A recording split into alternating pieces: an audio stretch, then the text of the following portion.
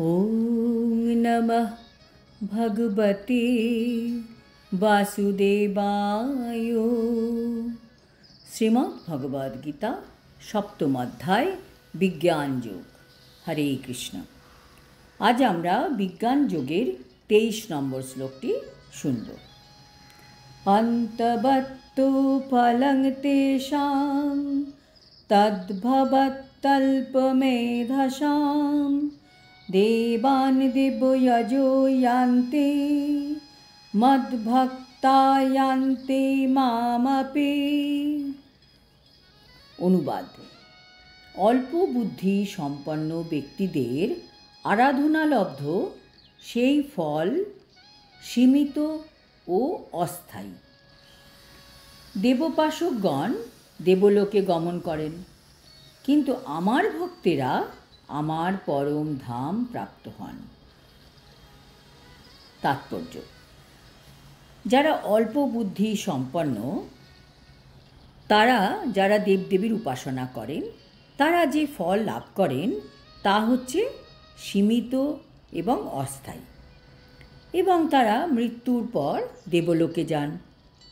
আর ভগবানের যারা ভক্ত, তারা ভগবানের পরম ধামে গমন করেন।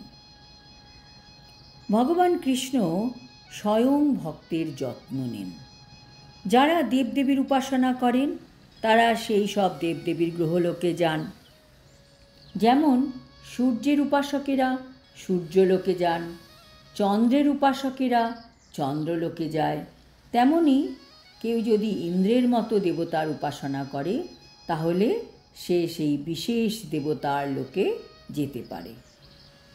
এমন নয় যে যে কোনো দেবদেবীর পূজা করলেই পরমেশ্বর ভগবানের কাছে পৌঁছানো যাবে। এখানে সেই কথা অস্বীকার করা হয়েছে।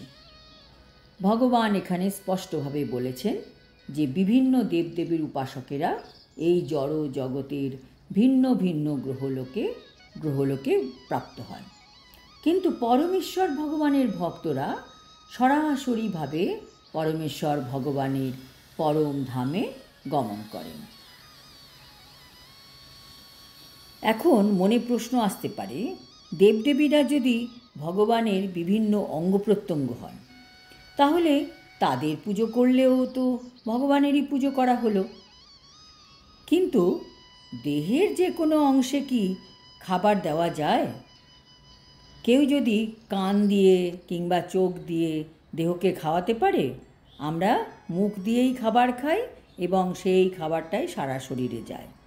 বিভিন্ন দেবদেবীরা হচ্ছেন ভগবানের বিশ্বরূপের বিভিন্ন অঙ্গ প্রত্যঙ্গ। কাজেই বিভিন্ন দেবদেবীরা না ভগবানের প্রতিদ্বন্দ্বী, না আলাদা আলাদা ভগবান। দেবদেবীরাই কেবল ভগবানের অংশ নন, সাধারণ জীবেরাও ভগবানের অংশ। যেরকম দেবদেবীরা ভগবানের অংশ, আমরাও ভগবানের অংশ। শ্রীমদ্ ভাগবতে বর্ণনা করা হয়েছে যে ব্রাহ্মণেরা ভগবানের মস্তক, ক্ষত্রিয়েরা তার বাহু, বৈশ্যরা তার উদর, শূদ্রেরা তার পদ, এবং তারা সকলেই বিভিন্ন কর্তব্য কর্ম সম্পাদন করছে। মানুষ যে স্তরেই থাকুক না কেন, যদি সে দেবদেবীদের এবং নিজেকে ভগবানের অংশ বলে বুঝতে পারে, তাহলে তার জ্ঞান পূর্ণতা প্রাপ্ত হয়। আর এটি না বুঝতে পেরে সে যদি কোনো বিশেষ দেবতার পূজা করে, তাহলে সে সেই দেবলোকে গমন করে। এটি সেই একই গন্তব্যস্থল নয় যেখানে ভক্তেরা পৌঁছয়। দেবদেবীদের তুষ্ট করার ফলে লব্ধ যে বর প্রাপ্ত হয় তা হচ্ছে ক্ষণস্থায়ী। কারণ এই জড়জগতের অন্তর্ভুক্ত সমস্ত দেবদেবীরা, তাদের লোক এবং তাদের উপাসক সব কিছুই বিনাশশীল। তাই এই শ্লোকে স্পষ্টভাবে বলা হয়েছে যে দেবদেবীদের পূজা করে প্রাপ্ত সমস্ত ফলই বিনাশশীল, এবং অল্প বুদ্ধি সম্পন্ন মানুষরাই কেবল এই ধরনের পূজা করে থাকে। ভগবানের শুদ্ধ ভক্ত কৃষ্ণ ভাবনায় ভাবিত হয়ে ভগবানের সেবা করার ফলে সচ্চিদানন্দময় জীবন প্রাপ্ত হয়।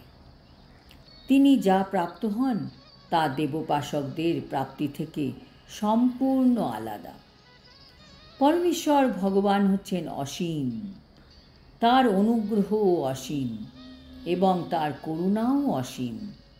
তাই তার শুদ্ধ ভক্তের উপর তার যে করুণা বর্ষিত হয় তাও অসীম। আজ এই পর্যন্ত।